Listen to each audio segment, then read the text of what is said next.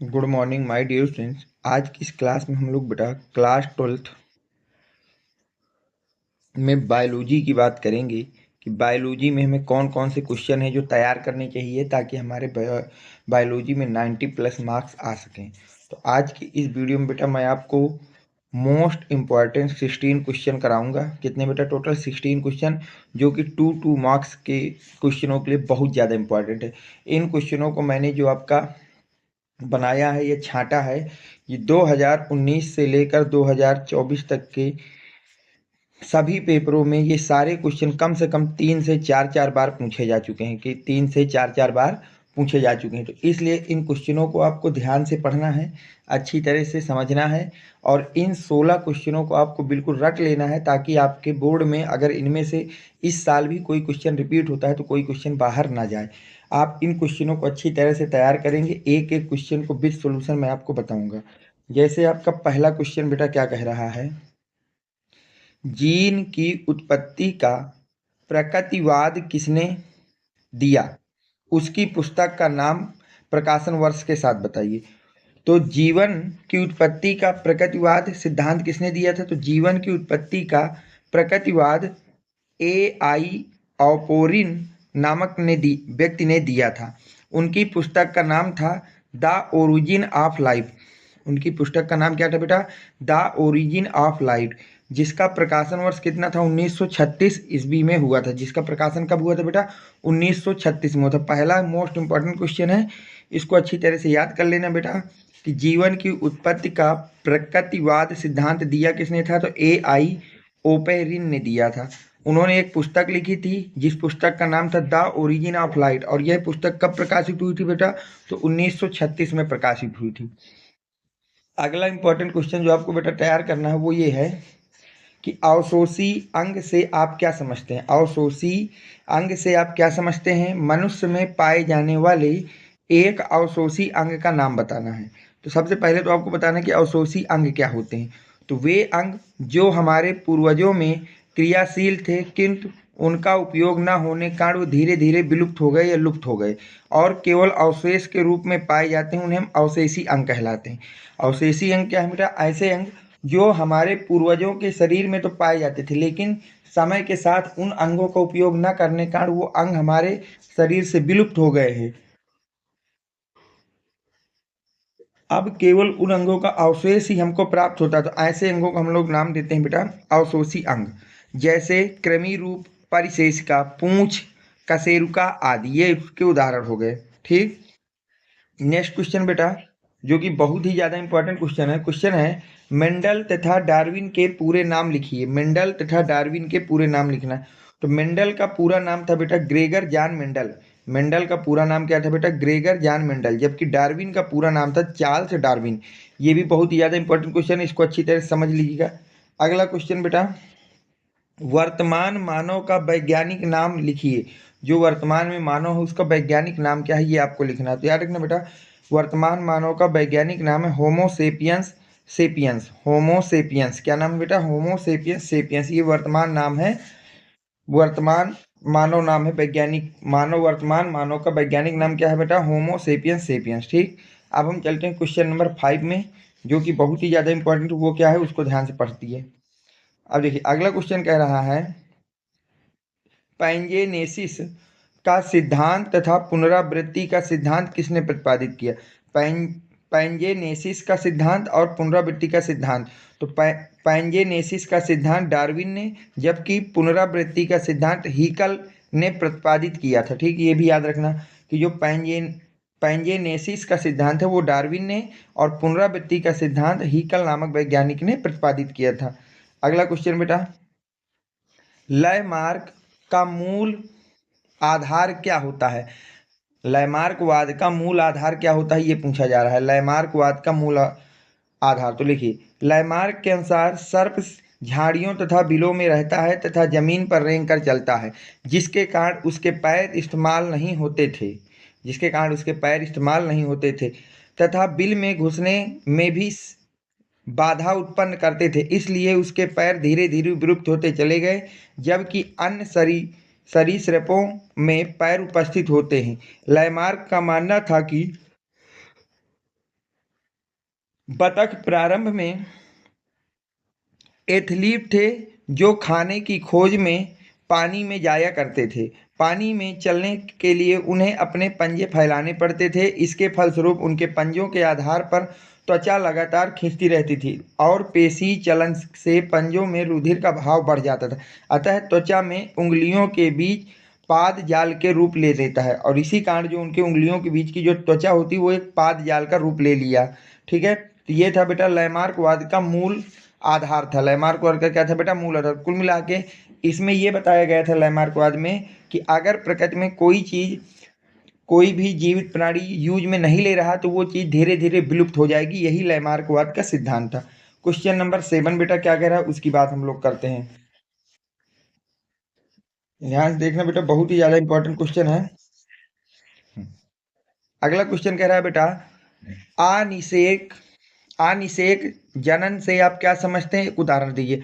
अनिषेक जनन से आप क्या समझते हैं और एक उदाहरण दीजिए। देखिए, अनिषेक जनन बिना निषेचन के मादा युग्मक से नए जीव के बनने की क्रिया को अनिषेचक जनन कहते हैं। अनिषेचक जनन क्या है बेटा? बिना निषेचन के मादा युग्मक में नए जीव के बनने की क्रिया का नाम होता है अनिषेक जनन। उदाहरण के लिए बेटा सेब, नाशपाती आदि। नेक्स्ट क्वेश्चन बेटा, मंगोलियाई जड़ता क्या है? इसकी खोज किसने की थी या इसे किसने खोजा था? तो देखिए, मंगोलियाई जड़ता क्या है बेटा? डाउन सिंड्रोम एक प्रकार का आनुवांशिक विकार या रोग है। इससे गुणसूत्रों के 21वें जोड़े में एक अतिरिक्त गुणसूत्र बढ़ जाने के कारण होता है। ये रोग किसके कारण होता है बेटा? जब जो गुणसूत्र होते हैं वैसे तो 21 पाया जाता है, पर कुछ लोगों के अंदर इस विकार के आने के कारण उसके गुणसूत्र एक बढ़ जाता है, जिसके कारण 46 के स्थान पर 47 गुणसूत्र बन जाते हैं।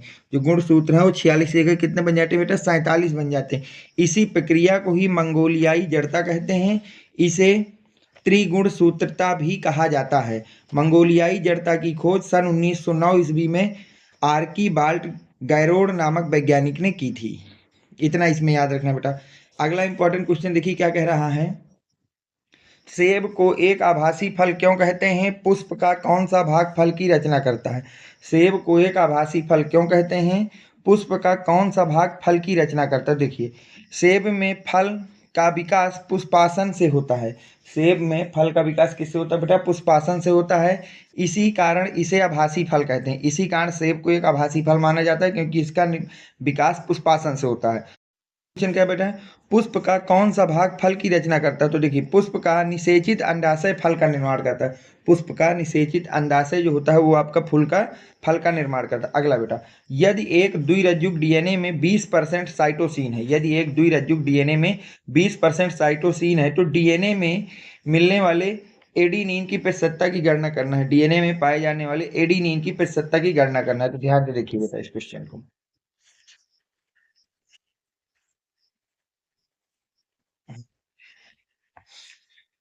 देखिए, अब इसको ध्यान से समझिए बेटा। अब इसमें क्या है बेटा? चार गाफ के नियम के अनुसार हमें समझते हैं कि डीएनए अणु में पायरीमिडीन और प्यूरीन, पायरीमिडीन में साइटोसिन तथा थाइमीन पाए जाते हैं, जबकि प्यूरीन में एडिनिन और ग्वानिन, इनका अनुपात बराबर होता है। इसका मतलब है एडिनिन तथा थाइमीन अणुओं की संख्या आपस में बराबर होगी, एडिनिन और थाइमीन के अणुओं की संख्या आपस में बराबर होगी, तथा ग्वानिन और साइटोसिन के अणुओं की संख्या आपस में बराबर होगी। अब सवाल में बोला है कि साइटोसिन है 20%, तो ग्वानिन भी कितना हो जाएगा? 20% बेटा। तो देखिए, यदि द्विरज्जुक डीएनए में 20% साइटोसिन है तो इस नियम के अनुसार ग्वानिन भी कितना होगा बेटा? 20%। अब डीएनए में एडिनिन, थाइमीन, ग्वानिन और साइटोसिन इन चारों की प्रतिशतता का योगफल 100% होना चाहिए। तो जो एडेनिन है वो थाइमीन के बराबर है तो इसको कर लिया। ग्वानिन और साइटोसिन 20-20% है तो यहाँ से 100% इक्वल टू 2 अणु आ गए किसके बेटा? साइटोस वो 2 अणु आ गए आपके पास एडिनिन के और 40% हो गए। 40 को जब 100 से घटा देंगे तो बचे कितना बेटा? 60%। तो यहाँ से जो आपके पास एडिनिन है, एडिनिन की मात्रा कितनी आ गई बेटा? 30%। यहाँ से जब सॉल्व करो तो एडिनिन की मात्रा कितनी आ गई? 30%। अतः 20% साइटोसिन वाले द्विरज्जुक डीएनए में 30% एडिनिन होगा। एडिनिन कितना होगा बेटा? 30% होगा। नेक्स्ट क्वेश्चन बेटा क्या कह रहा है उसको ध्यान से पढ़िए। अगला क्वेश्चन आपसे कह रहा है बेटा, जैव प्रबलीकरण का क्या अर्थ है, व्याख्या करना है कि जैव प्रबलीकरण का क्या अर्थ है, इसकी व्याख्या करना है। तो जैव प्रबलीकरण को देखिए क्या होता है। उन्नत खाद्य गुणवत्ता को सुधारने के लिए पादप प्रजनन द्वारा ऐसे पादप किस्मों का निर्माण किया जाता है जिसमें खनिज लवण, विटामिन, पूर्ण प्रोटीन तथा स्वास्थ्यवर्धक वसा आदि पदार्थों की पूर्ण मात्रा पाई जाए और स्वास्थ्यवर्धक का स्तर बढ़ाया जाए। इस प्रक्रिया को जैव प्रबलीकरण कहते हैं। इस प्रक्रिया को क्या कहते हैं बेटा? जैव प्रबलीकरण कहते हैं। तो जैव प्रबलीकरण क्या है कि किसी भी उन्नत खाद्य गुणवत्ता को सुधारने के लिए किसी पादप प्रजनन में किए गए जो परिवर्तन होता है उसकी किस्म के निर्माण के समय कि उसमें खनिज लवण, विटामिन, प्रोटीन तथा स्वास्थ्यवर्धक वसा आदि की मात्रा बढ़ जाए, इसी प्रक्रिया का नाम होता है बेटा जैव प्रबलीकरण। उदाहरण के लिए गोल्डन राइस, जो विटामिन जिसमें विटामिन ए की भरपूर मात्रा पाई जाती है। अगला इंपॉर्टेंट क्वेश्चन देखिए क्या है बेटा, वो है पुनर्योजन डीएनए तकनीक से आप क्या समझते हैं, इसके कृषि में उपयोग का वर्णन करना है कि जो पुनर्योजन डीएनए तकनीक है इससे आप क्या समझते हैं, इसे कृषि में उपयोग का वर्णन करना है। तो देखिए पुनर्योजन डीएनए, किसी जीव के डीएनए में दूसरे जीव के डीएनए को जोड़ने की प्रक्रिया को पुनर्योजन डीएनए कहते हैं। पुनर्योजन डीएनए क्या होता है बेटा? किसी जीव के डीएनए में दूसरे जीव के डीएनए को जोड़ने की जो प्रक्रिया होती है इसी को बोलते हैं बेटा पुनर्योजन डीएनए। पुनर्योजन डीएनए तकनीक का कृषि में उपयोग क्या है उसको ध्यान से समझिए। खाद्य पदार्थों के पोषक स्तर में वृद्धि करने में, मृदा उर्वरक को क्षीण होने से बचाने में, पौधे द्वारा खनिज उपयोग क्षमता को बढ़ाने में, पीड़कनाशी तथा प्रतिरोधी फसलों के विकास में। तो ये इसका कृषि के क्षेत्र में उपयोग हो गया। बस इतना लिख देना, आपको पूरे 2 नंबर यहाँ से मिलेंगे बेटा। अगला इंपॉर्टेंट क्वेश्चन क्या है उसकी बात कर लेते हैं हम लोग। ध्यान से पढ़िए बेटा। अगला है प्लाजिज्म किसे कहते हैं तथा प्लामिड्ज का मुख्य उपयोग लिखिए। तो देखिए प्लामिड्ज क्या होता है बेटा? जीवाणुओं में उपस्थित मुख्य वृत्ताकार डीएनए अणु के अतिरिक्त उपस्थित छोटे अतिरिक्त गुणसूत्री डीएनए अणुओं को जिनमें आनुवांशिक सूचना निहित होती है प्ला प्लाजीमिड कहते हैं। प्लाजीमिड का उपयोग क्या है बेटा? पुनर्योजन डीएनए की कॉलोनी प्रतिकृति बनाने के लिए उपयोग किया जाता है। पुनर्योगी जो डीएनए होता है उसकी क्लोनी प्रतिकृति बनाने में इसका उपयोग किया जाता है। अगला इंपॉर्टेंट क्वेश्चन है बेटा कैंसर पर टिप्पणी लिखिए। किस पर बेटा? कैंसर पर आपको टिप्पणी लिखना है कि कैंसर क्या होता है। देखिए कैंसर कैंसर एक कष्टदायक रोग है जिसमें प्रतिवर्ष लाखों व्यक्तियों की मृत्यु हो जाती है। कैंसर एक कष्टदायक रोग है जिसमें प्रतिवर्ष कितने लोगों बेटा? लाखों लोगों की मृत्यु होती है। कैंसर किस कारण से होता है? देखिए कैंसर उत्पन्न करने वाले पदार्थ को कार्सिनोजन कहते हैं। जो कैंसर को उत्पन्न करने वाला पदार्थ है उसका नाम क्या होता है बेटा? कार्सिनोजन होता है। ठीक है, भौतिक कारक हैं इसकी पराबैंगनी किरणें, आयनोनाइजिंग विकिरण, एक्सरे, गामा रे। जबकि रासायनिक कारण है कैडमियम ऑक्साइड, मस्टर्ड गैस, काली सिगरेट का धुआं आदि। अगर हम जैविक कारक की बात करें तो जैविक कारण है बेटा आपके पास ओकोजेनिन विषाणु, आनुवांशिक कारक भी होते हैं इस रोग के लिए। अब अगर हम बात करें कैंसर के लक्षण की, किसकी बात करें बेटा? कैंसर के लक्षण की। कौन कौन से लक्षण होते हैं कैंसर के? तो ध्यान देखिए घाव का जल्दी ठीक ना होता, अगर कहीं पर घाव हो जाए तो जल्दी से वो घाव ठीक ना हो तो कैंसर के लक्षण है। शरीर के किसी भाग में गांठ का बनना, ज्यादातर ये स्तन में बना करता है बेटा। शरीर के किसी तिल या मसे में अचानक तीव्रता से वृद्धि होना, शरीर में आपकी कोई तिल या मसा है वो अचानक से बढ़ने लगे। शरीर के भार में निरंतर कमी का होना, और अगर शरीर का भार निरंतर कम हो रहा है तो भी आपके कैंसर के ही लक्षण है। भोजन को निगलने या बोलने में कठिनाई का होना, भोजन खाते समय निगलने में गले के पास दर्द होना या बोलने में गले के पास दर्द होना, ये सब लक्षण किसके हैं बेटा? कैंसर के। अब अगर हम बात करें बेटा कैंसर के प्रकार के, किसकी बात करें बेटा? कैंसर के प्रकार के, तो कैंसर को निम्नलिखित 3 समूहों में बांटा गया है।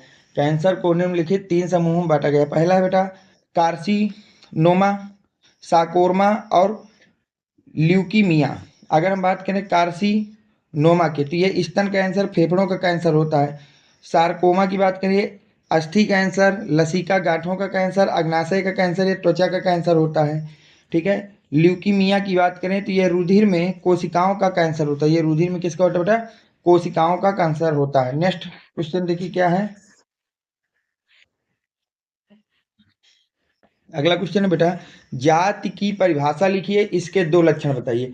जाति की आपको परिभाषा लिखना है तथा इसके लक्षण बताना है। तो देखिए, जाति समान जीवधारियों के उस समूह को जाति कहते हैं जो प्रकृति में परस्पर जनन करके प्रजनन योग्य संतान उत्पन्न करते हैं। जाति किसे कहते हैं बेटा? समान जीवधारियों के उस समूह को जाति कहते हैं जो प्रकृति में परस्पर जनन करके प्रजनन योग्य संतान उत्पन्न करते हैं। जाति के लक्षण, जाति वर्गीकरण की मूल इकाई है। यह समान जीन पूल साझा करती है। एक जाति के सदस्य को अन्य जाति के सदस्यों से आकार की लक्षणों के आधार पर एक दूसरे से पृथक करते हैं। आज की क्लास का बेटा लास्ट क्वेश्चन वो है बायोपायरेसिस। बायोपायरेसी का उदाहरण सहित टिप्पणी लिखिए तथा जैव एकाधिकार बायोपेंटेट क्या है ये बताना है आपको। तो बायोपायरेसी क्या है? आज विश्व में बहुत से ऐसे संगठन या बहुराष्ट्रीय कंपनियां आ गई हैं जो किसी देश की विशेष रूप से पाए जाने वाले जैविक संसाधनों को बिना किसी अधिकार के दोहन कर रही हैं या उनको निकाल रही हैं। इसे ही हम लोग बायोपायरेसी कहते हैं। उदाहरण की बात की जाए, अमेरिकी कंपनी द्वारा भारतीय धान की एक किस्म को नई किस्म विकसित कर बासमती पर एकाधिकार प्राप्त किया गया है। ये जैव डकैती का उदाहरण है। और साथ में पूछा है कि जैव एकाधिकार क्या है? तो किसी देश की सरकार द्वारा किसी जैविक वस्तु अथवा सेवा के खोजकर्ता को दिया जाने वाला वह अधिकार जो अन्य व्यक्तियों संस्थाओं को इस खोज के व्यावसायिक उपयोग से रोकता है, जैव एकाधिकार कहलाता है। तो आज की क्लास के बेटा मोस्ट इंपॉर्टेंट मैंने आपको 16 क्वेश्चन कराए हैं। लघु उत्तरीय टाइप के क्वेश्चन आंसर हैं ये, इनको अच्छी तरह से याद कर लीजिए बेटा। और अगर ये क्वेश्चन आपको लग रहा है कि आपके बोर्ड की तैयारी में काफ़ी हेल्पफुल साबित होंगे तो प्लीज़ वीडियो को लाइक कर देना, चैनल को सब्सक्राइब कर देना और अपने दोस्तों तक ज़्यादा से ज़्यादा लोगों तक शेयर कर देना। Thanks for watching. Next video coming soon.